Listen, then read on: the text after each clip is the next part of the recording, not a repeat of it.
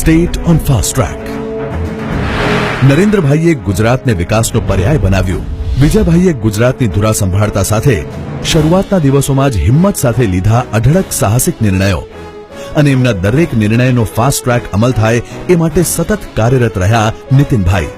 પ્રથમ 100 દિવસમાં 125 પ્રજાલક્ષી નિર્ણયો સાથે થઈ નિર્ણાયક સરકારના પ્રગતિશીલ સફરની શરૂઆત અને છેલ્લા 60 દિવસમાં લેવાયા અગણિત લોકોપયોગી નિર્ણયો અને શરૂ થયો ફાસ્ટ ટ્રેક ગવર્નન્સનો દોર.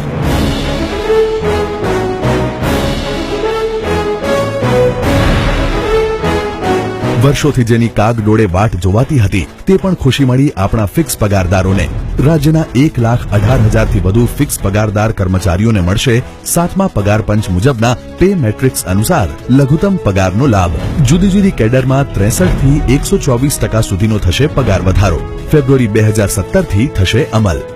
તમામ ફિક્સ પગારદારોના 5 વર્ષના ફિક્સ પગારના ગાળાને સળંગ નોકરી ગણવાથી રાજ્યના આવા 2.12 લાખ કર્મચારીઓને seniority, higher pay scale, promotion અને પેન્શનને લગતા લાભો પણ મળશે. પ્રથમ વખત ગુજરાતમાં સરકાર અને નાગરિકો વચ્ચે અંતર ઘટાડવા માટે સેતુ બન્યો સેવા સેતુ. ગ્રામ્ય કક્ષાએ પ્રાંત અધિકારીની અધ્યક્ષતામાં શરૂ થયા કેમ્પ, જેમાં 8 થી 10 ગામોના નાગરિકોને મળે છે અનેકવિધ સેવાઓનો લાભ એક જ સ્થળે અને તાત્કાલિક. ગણતરીના દિવસોમાં ગ્રામ્ય અને શહેરી સ્તરે આયોજિત થયા 1,862 કેમ્પ, 1,839 ક્લસ્ટર, 14,095 ગામો અને વોર્ડની 18 લાખથી વધુ રજૂઆતોમાંથી 97% પણ વધુ રજૂઆતોનો આવ્યો ઝડપી ઉકેલ. આ કેમ્પની અંદર એક જ જગ્યાએથી 16 જાતની અલગ અલગ સુવિધાઓનો લાભ મળે છે. સેવા સેતુ આપણને આપણા ઘર આંગણે બધી જ રીતની સેવા પૂરી પાડે. પહેલા નાની નાની યોજનાકીય ફરિયાદો લઈને છેક કલેક્ટર ઓફિસ સુધી જવું પડતું હતું, પણ હવે કલેક્ટર અને 17 જુદા જુદા વિભાગોના અધિકારીઓ સામે ચાલીને તાલુકે તાલુકે કેમ્પ કરે છે અને રજૂઆતોનો તાત્કાલિક નિકાલ પણ પ્રગતિ સેતુ દ્વારા. ગણતરીના દિવસોમાં પ્રગતિ સેતુ અંતર્ગત 5,382 ગામોની 13,000 થી વધુ રજૂઆતોમાંથી 74.93% રજૂઆતોનો આવ્યો નિકાલ. આ સરકાર ગરીબોની સરકાર છે, પીડિતોની સરકાર છે, શોષિતોની સરકાર છે. એક પછી એક પોલિસી બનાવીને આપણે આ ગુજરાતના વિકાસને ચરમસીમા ઉપર લઈ જવું છે.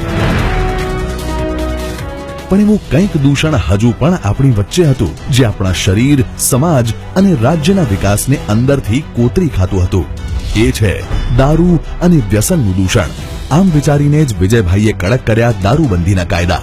હમણાં જ જે દારૂબંધીનો જે સખત કાયદો આવ્યો છે તે ખૂબ જ સારું પગલું ભર્યું છે સીએમએ, કે તેનાથી મહિલાઓને ખૂબ જ ફાયદો થવાનો છે. ઘરેલું હિંસા બંધ થઈ જશે અને એના લીધે રોડ પર, ઓફિસમાં કે ઘરમાં ગમે ત્યાં એક સેફ એન્વાયરમેન્ટ ઉભો થશે વિમેન માટે. સાથે સાથે ગરીબો વંચિતોના વિકાસને પણ ફાસ્ટ ટ્રેક પર લઈ આવ્યા. પંડિત દીનદયાળ ઉપાધ્યાયની જન્મ શતાબ્દીના વર્ષને ગરીબ કલ્યાણ વર્ષ તરીકે ઉજવવાનો નિર્ણય કર્યો. શહેરી જમીન ટોચ મર્યાદા હેઠળ ભોગવટાને કાયદેસર કરતો વટહુકમ કર્યો, જેનાથી શહેરમાં વસતા આશરે 70,000 જેટલા ગરીબ અને મધ્યમ વર્ગના કુટુંબોને મળ્યું પોતાનું કાયદેસરનું ઘર.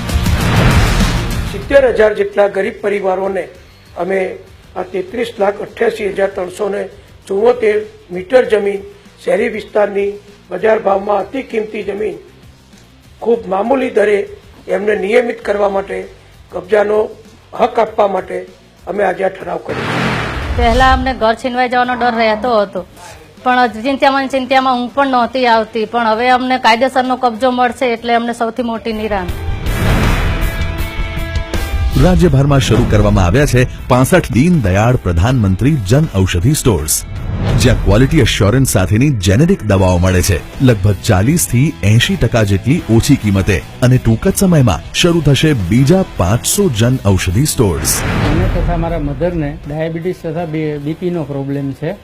અત્યાર સુધી અમને ડોક્ટરે જે પ્રિસ્ક્રિપ્શન પ્રમાણે લખી આપતા દવા એ જનરલ મેડિકલ સ્ટોરમાંથી લેતા, એનું અમારે મહિને બિલ લગભગ 8 થી 9,000 રૂપિયા આવતું. દીનદયાળ પ્રધાનમંત્રી જન ઔષધિ ભંડારમાંથી અમે હવે ખરીદ કરીએ છીએ, જેનું અમારે બિલ દર મહિને 800 થી 1,400 રૂપિયા વચ્ચે આવે છે. સરકારે અમલમાં મૂકી નવી આરોગ્ય નીતિ. અમરેલી, બનાસકાંઠા, પંચમહાલ દાહોદ, ભરૂચ, તાપી એમ 6 જિલ્લાની સરકારી હોસ્પિટલોને અપગ્રેડ કરીને સ્વનિર્ભર બ્રાઉનફિલ્ડ મેડિકલ કોલેજ શરૂ કરવા આર્થિક સહાય, વિદ્યુત શુલ્કમાં રિએમ્બર્સમેન્ટ અને લીઝના ધોરણે જમીન પણ આપશે સરકાર.